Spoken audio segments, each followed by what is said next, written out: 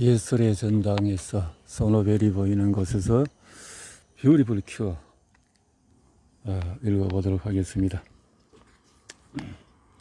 마법에 타는 항사이토 카인의 세계 속으로 항체는 비세포로 알려진 백혈구에서 분비되는 것으로 우리 몸에서 마법에 타는 역할을 수행한다. 항체라는 용어는 노벨상을 수상한 독일의 세균학자 파울 에를리히가 1890년에 처음 만든 말이다. 항체는 온갖 종류의 세균과 위험성을 지닌 다른 분자를 추적해서 무력하게 만드는 수용성인 단백질이다. 개별 B세포는 각각 끝부분이 나름의 고유한 모양으로 생긴 항체를 만들어낸다. 항체의 끝부분은 항원이라는 표적 분자에 들러붙는다. 항원은 박테리아나 바이러스 외피에 있는 것이다. 그러나 항체는 세균 자체에 들러붙도록 설계되어 있지 않다. 각 항체 끝부분의 모양은 항체를 만드는 유전자를 잘게 나누어 재배열하는 과정에 따라서 닥치는 대로 만들어진다. 이 과정은 그 자체로 놀랍다. 어쩌다가 건강한 세포와 조직에 들러붙는 항체를 만들게 된 B세포는 제거되거나 비활성화되는데, 이는 혈류가 허용하는 B세포는 평소 몸에서 발견되지 않는 물질에 들러붙는 항체가 만들어야 하기 때문이다. 제1장에서 청응부했던 이 과정은 세포들이 몸의 요소인 자기와 우리 몸의 요소가 아닌 비자기를 구분할 수 있는 메커니즘이다. 자, 예술의 전당 뒤쪽 부분을 보게 되는데요. 어디든지 주차장이 이렇게 되어 있고, 연예인들이 여기 오면은, 예술인들이 여기 오면은 이렇게 주차장을 활용할 수 있겠군요. 이 부분에서 역시 이쪽에는 화강암이 아주 탄탄한 돌들이 보입니다. 예술의 전당 뒤쪽을 보니까 아주 조용하고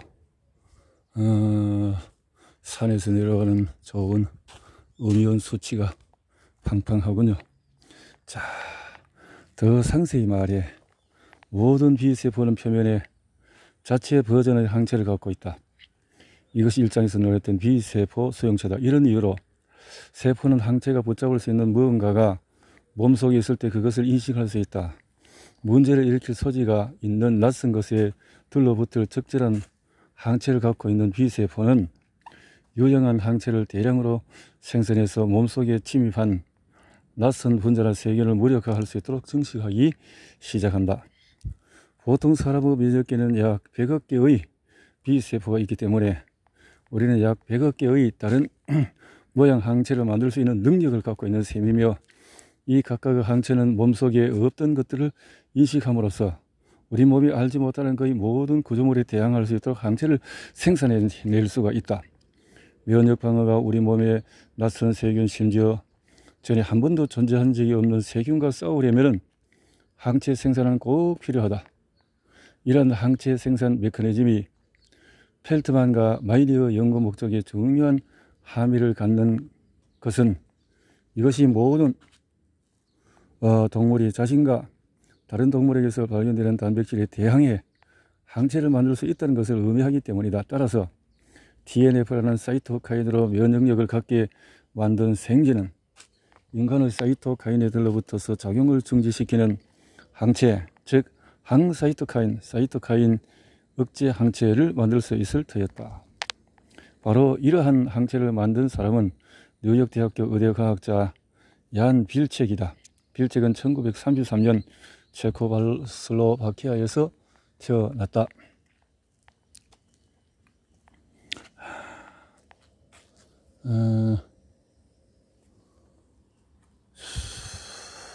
그렇군요.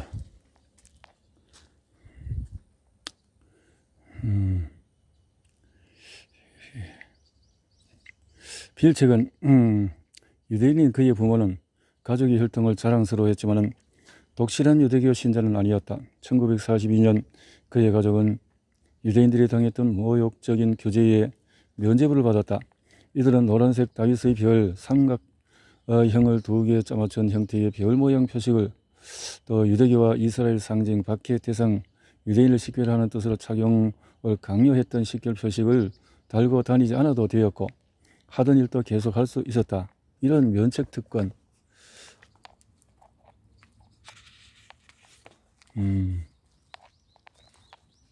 을 위해 그의 가족은 뇌물을 비롯해 기독교 개정에 쓰인 두둑한 행정비용을 치러야 했을 것이다.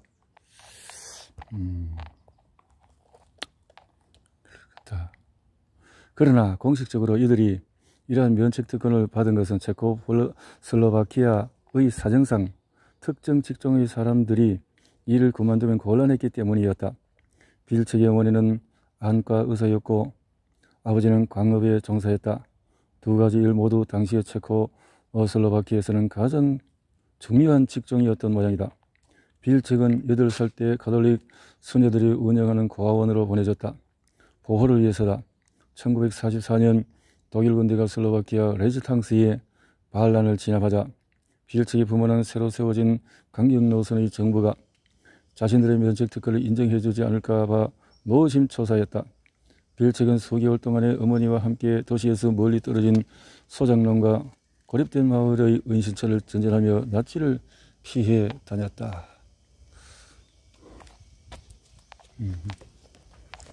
아유.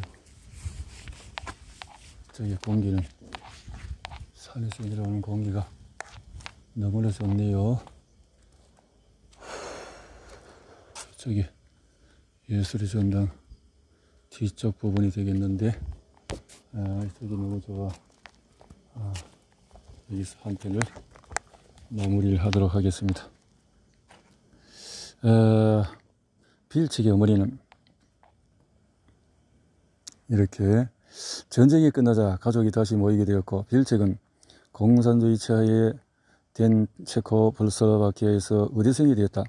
학교는 생활 곳곳에 공포와 의심이 스며들어 있는 곳이었다. 이 무렵에 유전자라는 용어는 실제로 금지어였다. 스탈린은 한 세대만큼 짧은 생명 때문에 이에 반대하는 과학자들은 교도소 신세를 면치 못했다. 빌책이 사이토 카인을 연구하고자 마음먹은 것은 1957년 의대생 시절 인터페론의 공동 발견자인 아이작스의 강연을 들은 뒤였다. 당시 아이작스는 체코슬로바키아를 방문 중이었다. 영어에 능수였던 빌책은 아이작스의 가이드로 발탁이 되어 그와 안면을 트게 되었고, 훗날 이러한 인연은 빌책에게 중요한 인맥이 되어 주었다. 의대를 졸업한 뒤 빌책은 바이러스 연구센터에 들어갔고 1960년 네이처 논문 한 편에 발표되었다. 인터페론의 존재를 입증하는 증거를 제시한 논문이었다. 연구 대표는 빌책이 지역 저널인 악타 비롤로지카에 논문을 발표하기를 바랐지만 빌책은 그 말을 듣지 않았다. 이는 곧 그의 경력에 아주 중대한 선택이었음이 밝혀진다. 1964년 빌책과 미술사가였던 아내 마리카는 체코슬로바키아를 떠나 미국으로 망명했다. 악타 비롤로치카 대신 네이처에 논문을 게재한 덕에 그는 새 정착지인 미국에 미처 도착하기도 전에 벌써 일자리 제안을 3개나 받게 된다. 그는 그 중에서 뉴욕 대학교 의대를 골랐고 이후에 그곳에서 평생 동안 연구에 매진한다. 빌책은 면접도 없이 교수직을 제안받은 또 하나의 이유가 7년 전 자신이 가이드 노릇을 해준 아이작스의 추천서 덕이었다는 것을 나중에서야 알게 되었다.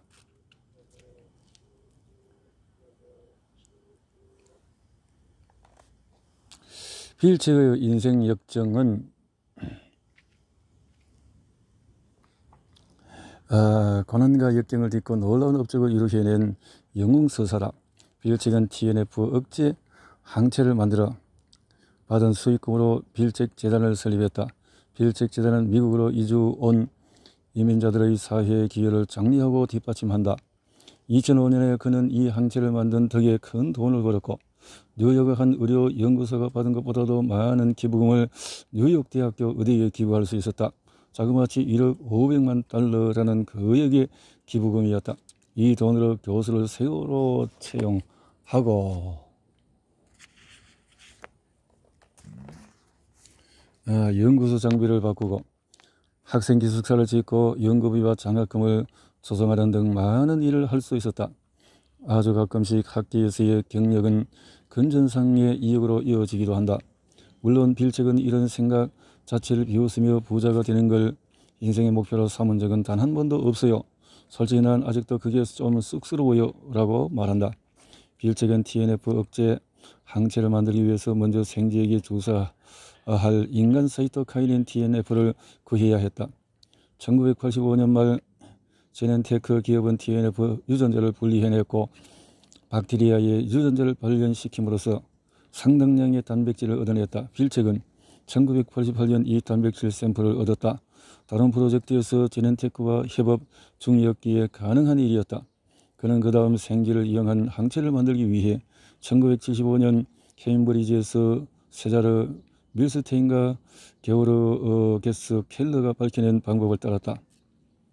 먼저 빌책은 제넨테크의 TNF 단백질로 생쥐를 면역 접촉한 뒤에 며칠 후에 생쥐의 비장에서 B세포를 분리해냈다. 이 B세포 중에서 많은 것이 TNF에 대해 항체를 생산할 것이라고 계산한 작업이었다.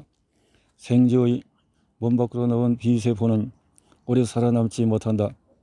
세포 배양에게 배양해도 잘해야 몇 주간 버티는 정도다. 그러나 빌책은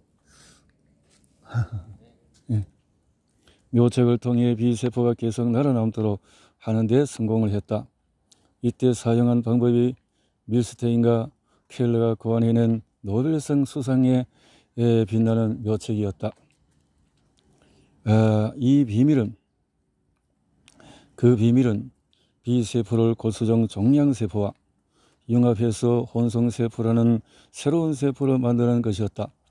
혼성세포는 죽지 않고 계속 자라는 종양의 성장 특징을 보유하고 있는 동시에 B세포의 항체 생산 능력도 갖고 있다. 따라서 생쥐 B세포의 영속적 버전이 만들어진 것이다. 빌책은 혼성세포를 만든 다음에 단일 혼성세포를 각각 분리해냈다. 혼성세포를 함유하고 있는 극미량의 현타격을 파펫으로 뽑아내 작은 플라스틱 접시 안의 움푹 들어간 많은 흠 속으로 집어넣어서 분리시킨 것이다. 그리고 각각의 혼성세포가 생산한 항체의 TNF 활동을 막는 능력이 있는지의 여부를 테스트했다. 적절한 항체를 만들어내는 것을 밝혀진 세포는 TNF 억제 항체를 거의 무한히 공급하도록 배양했다. 단일한 B세포에서 나오는 이러한 유형의 항체를 단일 콜론 항체라고 한다. 우리가 선택한 어떤 분자든지 추적할 수 있는 단백질을 만들 때 단일 콜론 항체를 만드는 과정을 이용할 수 있다. 단일 콜론 항체는 약으로 사용될 뿐 아니라 특정 세포를 표시하거나 무언가의 활동을 막거나 촉발시킬 때 또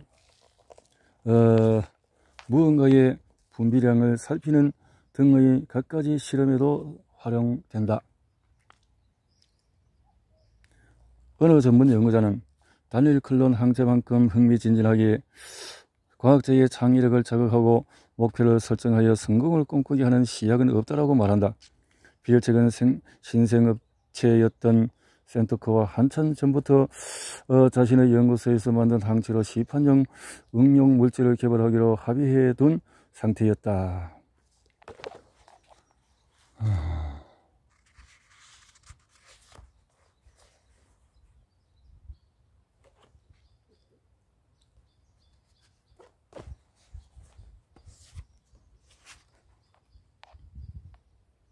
그러나 TF를 억제하는 항체의 의학적인 중요성이 있다는 데에 주목한 것은 뉴욕의 다른 곳이었다. 일장에서 살펴본 노벨상 수상자 보이틀러는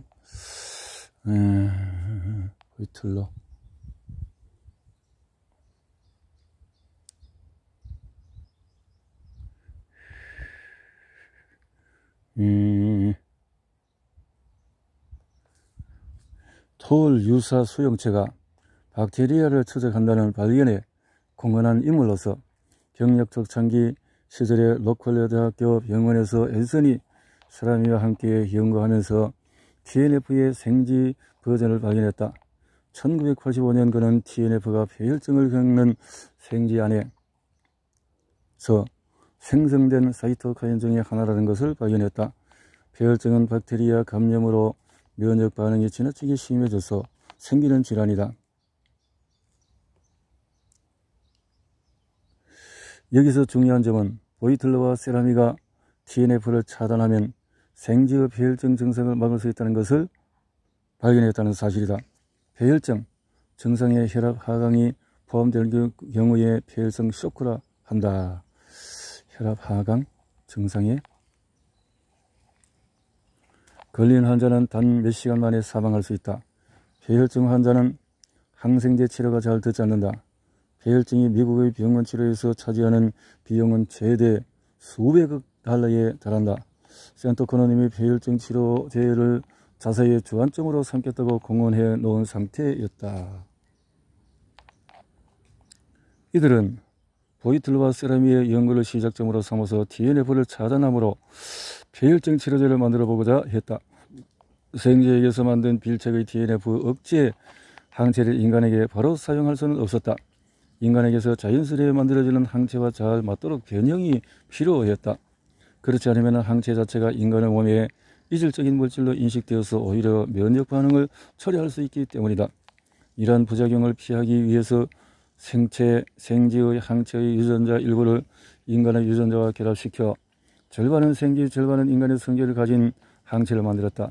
엄밀히 말해서 약 34%는 생쥐, 66%는 인간의 성질을 지닌 이 항체의 앞쪽 끝부분은 생쥐 형태를 유지해서 TNF 사이토카인을 잡고 뒤쪽 끝은 인간 형태를 띈 것으로 만들었다. 머리는 염소, 몸통은 사자인 괴물, 즉 키메라가 아주 작은 분자 층위에서 실제로 만들어진 것이다. 키메라.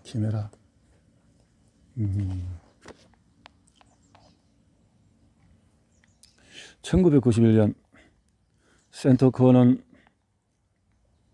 공성 속에 나올 법한 기괴한 항체를 폐혈증 환자들에게 실험적으로 투여했다. 주목할 만한 부작용은 전혀 없었지만 치료 효과 또한 전무했다. 생쥐에게서는 효력을 발휘했지만 인간에게서는 효력을 발휘하지 못한 것이다. 의학 연구에서 이러한 일은 흔하다. 마치 TNF 억제 항체가 과학적인 도구 혈증 사이토카인 수치를 측정하기 위한 진단 테스트로 그칠 뿐 약물이 되지 못할 상황이었다. 그 후에 1991년 초에 펠트만은 류머티즘 관절염 환자에게 TNF 억제 항체를 실험한 사례를 직접 발표하기 위해서 센터코어를 방문했다. 그 무렵 펠트만은 TNF가 류머티즘 관절염에서 중요한 역할을 수행하며 TNF의 활동을 막는 것이 이 질환에 도움이 될 수 있다는 생각을 뒷받침할 증거를 일부 갖고 있었다. 마이너의 연구팀은 사이토카인이 이 질환의 증상과 연관되어 있다고 생각할 수 있을 만큼 즉시에 적당한 장소에 존재한다는 것을 발견해 둔 터였다. 펠트만 팀의 연구원이던 피오놀라 브레는 애석하게도 그는 2012년 이방암으로 요절했다. 환자의 관절 부위에서 채취한 세포. 벌써 이방암으로 세상을 떠나고.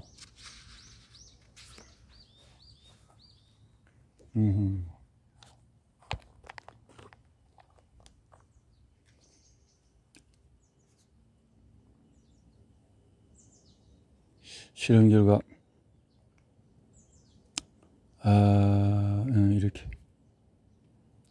이 자료의 해석은 그야말로 새로운 발견 순간이었다. 브레너는 TNF가 차단될 때 세포가 다른 사이토카인 생산을 중단한다는 것을 발견했다. 그는 결과에 대한 확신을 얻기 위해서 같은 실험을 7차례나 되풀이했다. 실험 결과는 TNF가 물밀듯이 이루어지는 이 단계적인 반응의 정점에 있거나 최소한 이 반응에 정출하는 것, 그래서 TNF가 다른 염증성 사이토카인의 생성을 처리한다는 것을 시사했다. 이러한 결과는 특정 단일 분자가 류머티즘 관절염 염증처럼 복잡한 질환의 이런 일리 없다는 당시 과학계의 통념과 정면으로 배치되는 것이었다. 게다가 대부분의 과학자들은 사이토카인 체계에 불필요한 중복이 많아서 하나의 요소를 차단하더라도 다른 사이토카인들의 작용을 지속할 것이므로 염증 전체에 큰 영향을 끼치지 못하리라 추정했다. 펠트만은 이들의 통념이 틀렸다고 주장했다. TNF라는 단 하나의 사이토카인만 차단하면 류머티즘 관절염이라는 자가 면역 질환을 막을 수도 있을 터였다. 펠트만의 연구팀에서 일한 또 한 명의 과학자인 리처드 윌리엄스는 이러한 가설을 생쥐 실험에 적용했다. 생쥐에게 인간의 관절염 증상을 일으켰으나 관절염의 원인까지 인간과 똑같이 제공할 수는 없었다. 증상을 일으키는 방법은 생쥐를 연고로 주요 성분인 콜라겐으로 면역시켜 면역 반응을 유도하는 것이었다. 그러면 생쥐 관절은 면역 반응 때문에 퉁퉁 부어오른다. 관절염 증상이 나타나는 것이다. 그런 다음에 관절염에 걸린 생쥐에게 TNF 억제 항체를 주사했다. 용량이 많을 때는 염증이 줄어들어서 관절의 연골 손상이 일어나지 않았다. 생쥐에게 TNF 억제 항체를 주입하면 관절염 증상을 완화시킬 수 있다는 것을 입증한 셈이었다. 그런데도 센토코 내의 많은 연구자들은 인간에게 동일한 효과가 있을지에 대한 의구심을 버리지 못했다. 그 이유 중에 하나는 이 기업에서 일하던 유일한 류머티즘 연구자 제임스 우디에게 있었다.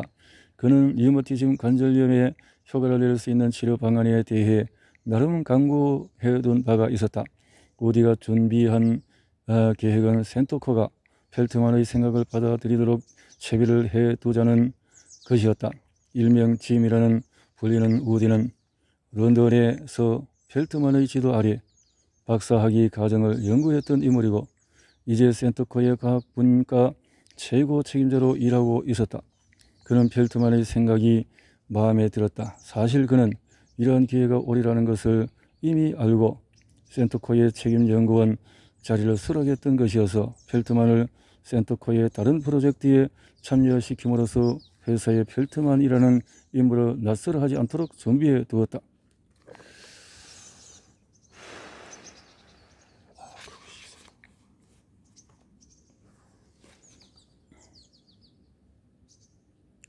자, 이렇게. 센토코는 펠트만과 마이니가 런던에 있는 동의해 주었다. 1991년 센토코의 폐혈증 환자 실험은 TNF 억제 항체가 광범위한 의미에서 안전하다는 것을 입증했다. 그러나 펠트만과 마이니는 신중에 신중을 기하자는 입장이었기 때문에 환자들에게 항체를 주입하는 일은 아주 천천히 시작했다. 8번 환자는 치료를 받기 전에 난간을 붙잡고 힘들게 계단을 하나씩 오르내렸다. 하지만 치료를 받고 4주가 지난 뒤에 이 환자는 같은 계단을 보통 사람들보다처럼 빠르게 뛰어서 내려왔다. 짜잔, 만족했다. 빌 책은 비디오를 촬영한 후에 센토코 회사의 사무실에서 영상을 보았던 때를 회고한다. 이 소규모 실험에 대조군 환자는 없었지만 실험군 환자의 상태가 상당히 호전을 보인 것은 분명 뇌에서 긍정의 반응을 예상하는 위약 효과 때문인 것 같지는 않았다. 하지만 대답해야 할 엄청난 질문이 남아있었다. 도대체 이 효과가 얼마나 오래 지속될 수 있을 것인가? 실험에 관련된 모든 사람들, 환자와 임상의들과 과학자들은 향후 몇 개월 매우 중요하다는 것을 알고 있었다. 실험에 참여했던 환자들은 모조리 정상생활을 영위할 수 있게 되었고 건강 상태도 호전되었다. 3번 환자였던 한 치과 의사는 치료를 받고 2주 만에 골프를 칠 수 있게 되었고 나중에는 다시 일을 하게 되었다. 하지만 불행히도 효과의 수명은 짧았다. 효과의 수명은 짧았다.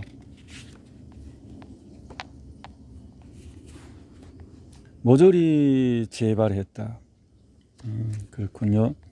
분명 TNF 억제 항체는 치료제는 아니었다. 하지만 증상은 완화시킬 수 있었다. 결국 다음에 해야 할 일은 사이토카인을 되풀이해 차단해도 될지 그 이점이 무엇인지를 검증하는 것이었다. 펠트만과 마이니는 환자 중에 일부를 다시 치료할 수 있도록 윤리 허가를 얻었고 이번에도 임상 대상 모두의 증상이 호전되었다. 그러나 이러한 결과는 완전히 입증되지 못한 일회성이었고 대조군도 없었다. 첫 치료를 받은 사람은 20명 환자, 재발 후에 치료를 받은 환자는 8명뿐이다.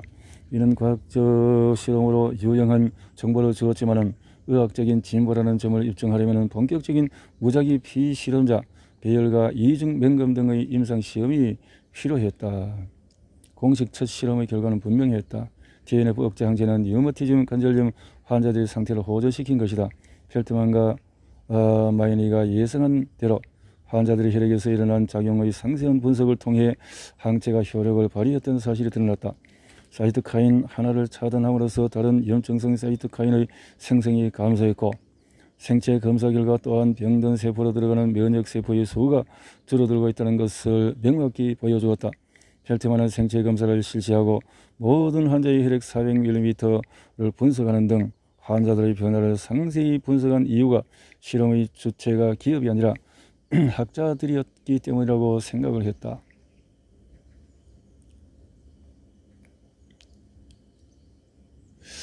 자, 이렇게 임상 프로그램은 환자들의 변화를 분석하는데 이 정도의 시간과 돈을 투자하지 않으며 이는 의학 발전에 심각한 해를 끼친다. 물론 학자들이 일을 해야 모든 게 순조롭게 돌아간다는 말은 아니다. 학자들의 실험 또한 오류투성이다. 한 번은 냉장고가 멈춰서 중요한 실험 샘플이 죄다 녹아 쓸 수 없게 되어버렸다. 펠트만은 그런 사업으로 중요한 과학적인 기회가 사라진다고 생각은 그 자체만으로도 뼈저린 고통이었다라고 회고한다. DNF 억제 항체와 기존 치료법을 전면적으로 비교하는 이른바 3단계 실험은 센토크가 가능한 한 신속한 항체를 신약으로 승인받고 싶어 하는 바람에 더 적은 샘플을 채취해서 이루어졌다. 결국 펠트만의 말대로 상세한 분석의 중요성 따위는 증가해 버렸다. 3단계 실험에서는 DNF 억제 항체가 효과적인 치료법이며 당시 구할 수 있는 다른 치료제보다도 효과가 좋다는 것을 입증했다. 이렇게 해서 DNF 억제 항체인 메토트렉사트를 탄생시켰다. 이 항체 체제는 통상 다른 약물과 함께 처방한다. 메토트렉사트는 T세포 면역 반응의 기세를 꺾는 작용을 비롯해 몸의 많은 효과를 발휘한다. 이것은 질병 치료를 위해서 약물을 혼용한 초창기 사례다.